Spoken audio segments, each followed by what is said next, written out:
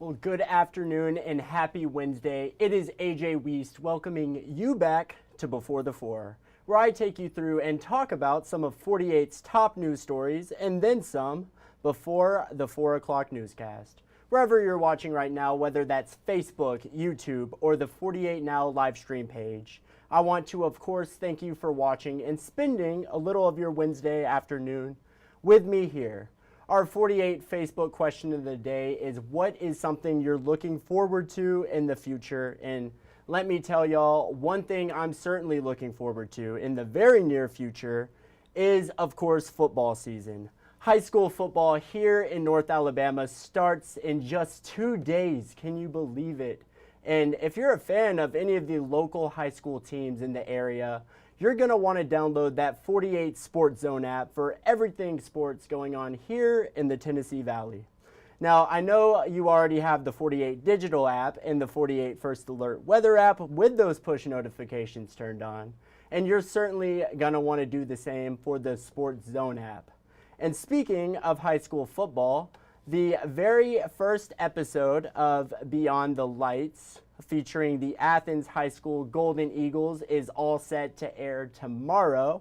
And today, of course, I am joined by 48 Sports Director Carl Prather. Carl, thanks for joining. Could you talk a little bit about Beyond the Lights and where can viewers watch?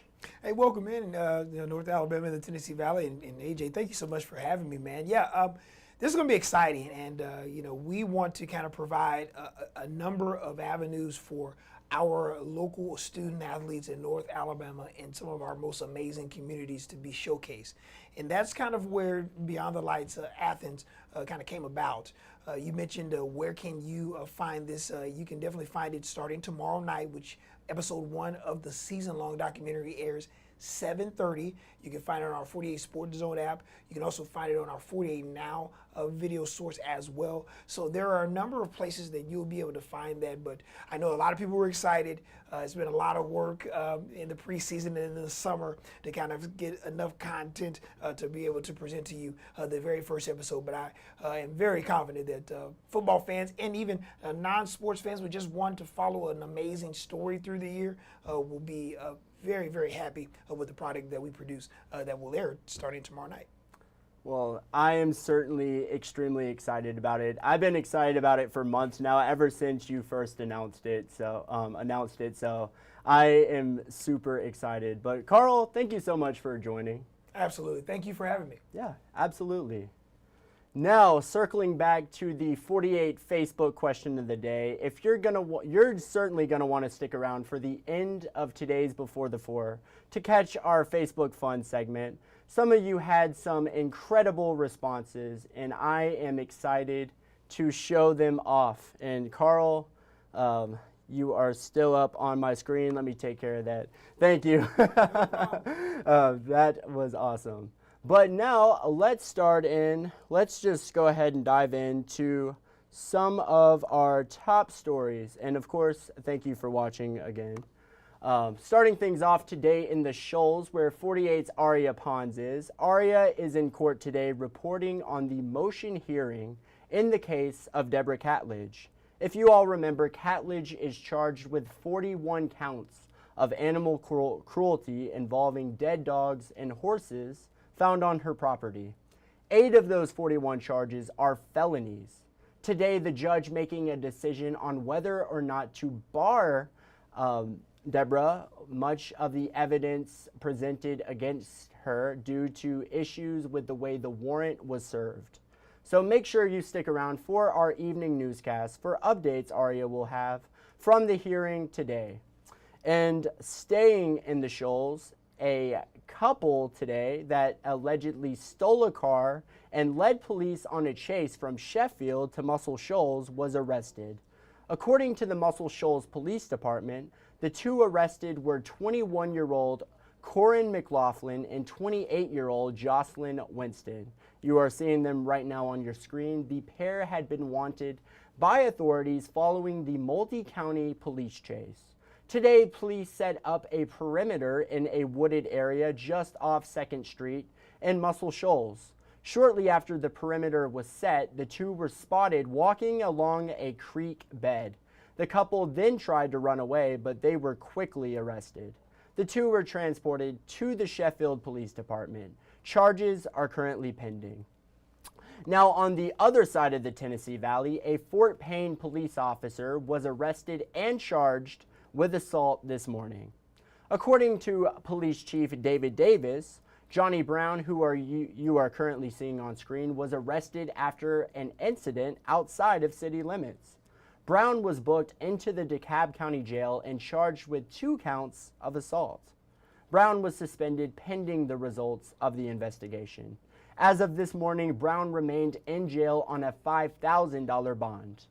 Now a story in case you missed it. A new billboard currently hangs in Florence regarding a recent city council decision to not denounce what many are calling a racist monument. Aria Pons with more. Project Say Something President Camille Bennett says they decided to put this billboard up due to the May council meeting where their proposal for a marker was denied. We are tired of emailing back and forth. We are tired of arguing with them, but we want the community to know what happened to us and what we want. And what we still want is we want that marker. Bennett says that the marker is very important to explaining the context behind the Confederate Monument. She says the billboard is to make sure they know that they are done being pushed around. So we put a billboard up and we will continue. This is not just a one-shot deal. We will continue to put billboards up all over this city until we receive what we need. And that's what we need right now. Councilmember Jimmy Oliver says he voted against approving the marker because of the very first sentence that would have went on it. When we started talking about doing something there, it was plainly going to say the city of Florence denounces racism. And I certainly feel that way. I mean, I would think everybody would agree with that. And that was going to be part of it. But 80% of what they wanted to put there was opinion. He says he's very disappointed and shocked that anyone would put his face on a billboard that he says is not worded correctly. Oliver added that he has even supported the relocation of the statue to the Florence Cemetery. We tried, and I'd be willing to try again at some point. But this latest thing, this billboard here, it's left a bad taste in my mouth, but I'll get past it. Well, thank you, Aria. Now, another story, in case you missed it. A Huntsville woman who has now fostered a child for a year says she has barely received any assistance from the state. 48's Nick Ballinger reports. Denise Bolden took in a foster child 12 months ago. He loves me, and I love him. He's our baby. A responsibility she welcomed with open arms as a first-time foster parent, but there is a but. The system has failed this baby. I said, y'all have put this baby in my home and forgotten about him. Every ball that could be dropped concerning this baby has been dropped. Bolden took in the newborn in August of 2023. After becoming a certified foster parent, she was expecting monthly stipends from the Department of Human Resources, but that's not what happened. January comes, no board payment. February, no board payment. So I started calling. She was like, well, exactly what does he need? I was like, well, what do you mean, what does he need? He's a human being. He needs the same stuff we need, food, clothes, and shelter. Bolden received her first stipend for the baby this past Saturday. That's 12 months of care with only $700 from the state. I said, that's a slap in my face for me to have this baby for 12 months, and y'all give me one full stipend and a third of another stipend. And after repeated calls to DHR, she got no response until... They gave you a call today? Today, after... I called the news yesterday. We called Madison County DHR concerning the problem yesterday. They pointed us to the state level. I reached out to officials with questions and even pushed the deadline back, waiting for a response. I'm told that response will now come by Wednesday. What would have happened if you weren't here? That's a good question. Nick Ballinger, 48 News, on your side. Well, thank you, Nick. Now, in some national news, night 2 of the Democratic National Convention was last night. NBC's Peter Alexander brings you the details. Former President Barack Obama and former First Lady Michelle Obama providing a major political 1-2 punch overnight at the DNC. I'm feeling fired up. America, hope is making a comeback. Starting with Michelle Obama electrifying the delegates. Michelle Obama is asking you, no, I'm telling y'all to do something. This is our time to stand up for what we know in our hearts is right. To stand up, not just for our basic freedoms, but for decency and humanity, for basic respect, dignity, and empathy, for the values at the very foundation of this democracy. And delivering a takedown of former President Trump, referencing the racist conspiracy theory Mr. Trump pushed for years against her husband. Donald Trump did everything in his power to try to make people fear us. See, his limited, narrow view of the world made him feel threatened by the existence of two hard-working, highly educated, successful people who happen to be black. Who's going to tell him that the job he's currently seeking might just be one of those black jobs? Mr. Obama following his wife. I am the only person stupid enough to speak after Michelle Obama. Anointing Harris as a successor to the movement he began in 2008. This convention has always been pretty good to kids with funny names who believe in a country where anything is possible. While delivering his own attacks against Mr. Trump. The people who will decide this election are asking a very simple question. Who will fight for me? Who's thinking about my future? Donald Trump is not losing sleep over that question. Here's a 78-year-old billionaire who has not stopped whining about his problems since he rode down his golden escalator 9 years ago. There's the childish nicknames, the crazy conspiracy theories, this weird obsession with crowd sizes. The Obama speeches following a heartfelt address from the vice president's husband, Doug Emhoff, discussing what he called their blended family and describing his first awkward phone call to Harris. I got Kamala's voicemail and I just started rambling. Hey, it's Doug. Earlier, Democrats putting a new spin on the roll call vote, featuring a DJ and a surprise performance by rapper Lil Jon. The vice president speaking from a packed Milwaukee arena, the same venue where Donald Trump recently accepted the Republican nomination. We are so honored to be your nominees. Mr. Trump campaigning in Michigan, leveling some attacks against Harris. She is so far left that nobody can even imagine. Back in Chicago, the Democratic Party's stars were preparing their rousing endorsement of Vice President Harris.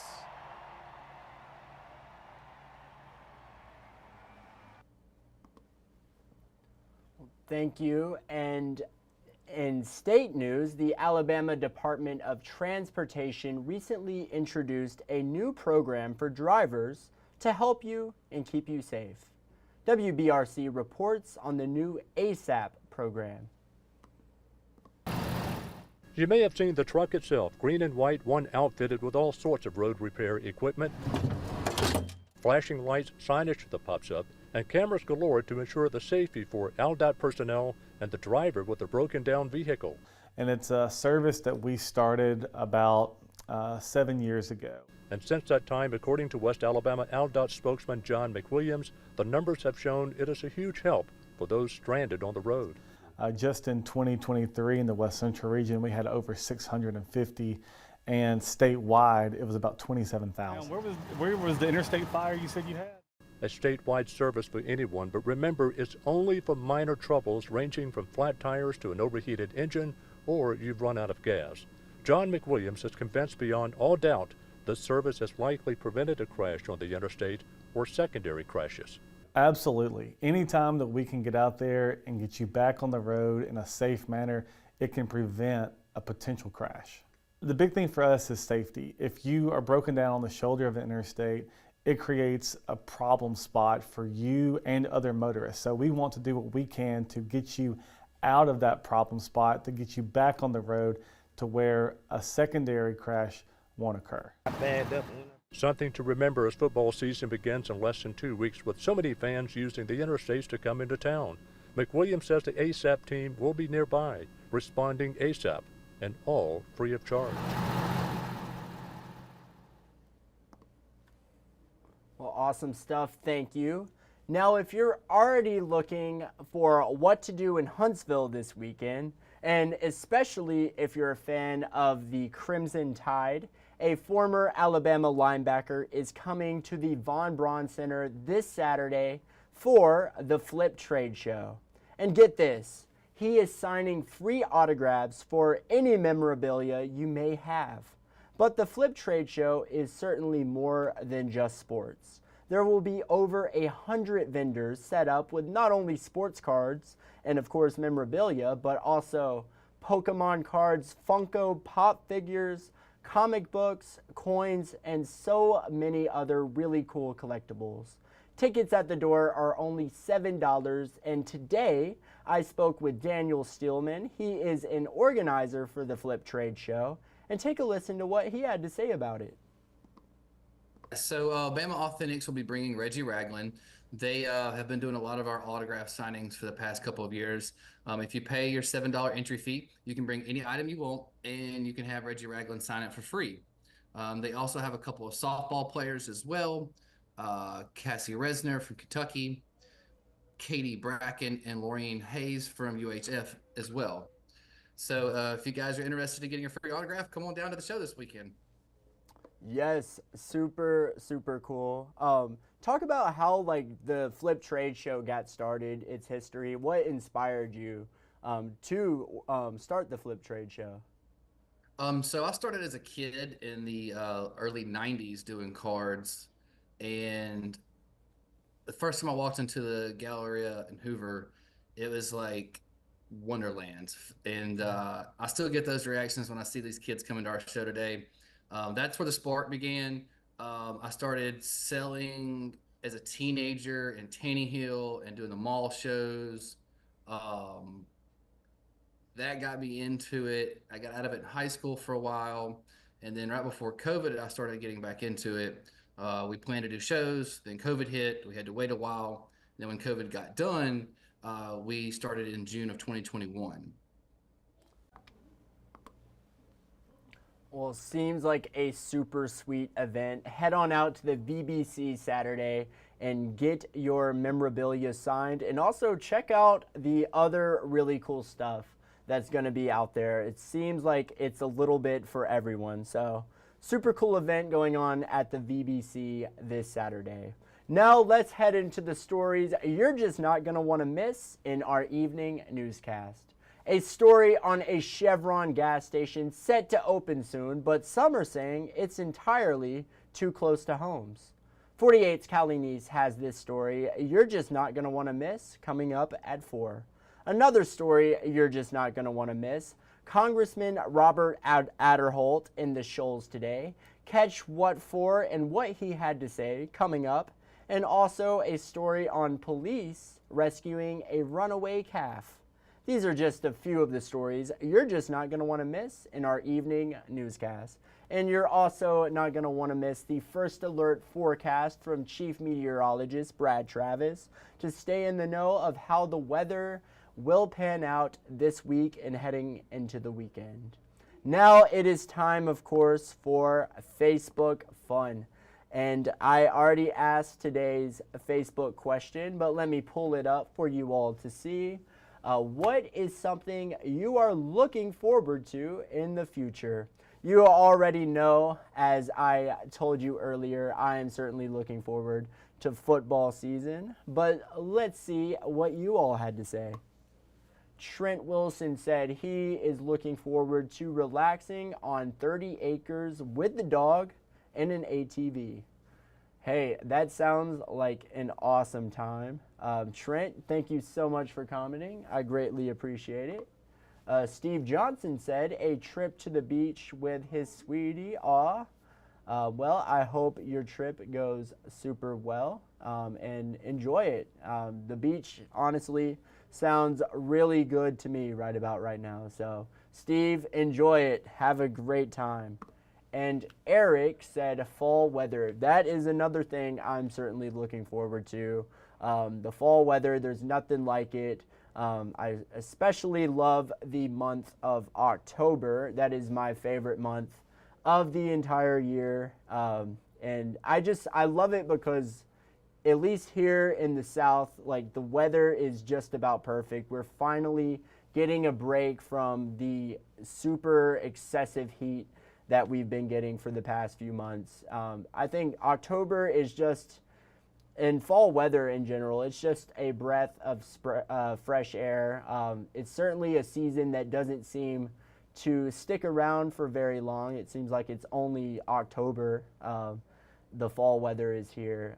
But I love the feeling is October weather, fall weather. It's the feeling of the center of a crisp apple. That is the best way I can describe the fall weather, especially the month of October. But Eric, thank you so much for commenting. I greatly appreciate it. But that is just about it for Before the Four today. I want to thank you so much for sticking around and spending a little bit of your Wednesday afternoon with me here on Before the Four. I hope you all have a great night tonight. Enjoy tonight's newscast, whether it's the 4, whether it's the 5, the 6, or the 10. Yeah, enjoy it and do something fun tonight and do something for you tonight. But that is just about it. I'm letting you guys out a little bit early, so if you're getting ready to watch the 4 o'clock newscast, you can go run over to the kitchen and get a drink or get a snack and pop some popcorn even, so enjoy it. But you all have a great night, and of course, thanks for watching. Have a great night.